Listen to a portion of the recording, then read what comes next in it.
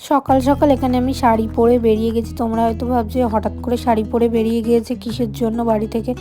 তো এখানে আমি যাচ্ছি হচ্ছে আমার ক্লাসে, মানে মেকআপের ক্লাসে। সেখানে সেদিন বৃদ্ধির ডেমনস্ট্রেশন দিচ্ছিল ম্যাম। তো এখানে শাড়ি ড্র্যাপিং চলছিল, তারপরে মেকআপ চলছিল।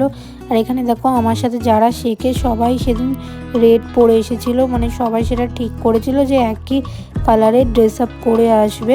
তো এখানে আমিও তাই রেড পরে চলে এসেছি, কারণ সেদিন একটা ওকেশন ছিল, মানে একটা সেলিব্রেশন ছিল।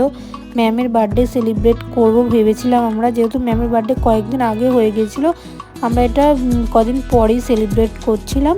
তো এখানে দেখো সবাই মিলে বসে পড়েছি ফটোশ্যুট করব বলে। নিচে কয়েকজন বসেছে, আর যারা একটু বেশি লম্বা বা যারা আগে দাঁড়িয়েছে পিছনে, তারা পিছনে দাঁড়িয়ে পড়েছে। আর এখানে ম্যাম কেক হাতে নিয়ে বসে আছে আমাদের সবার মাঝখানে।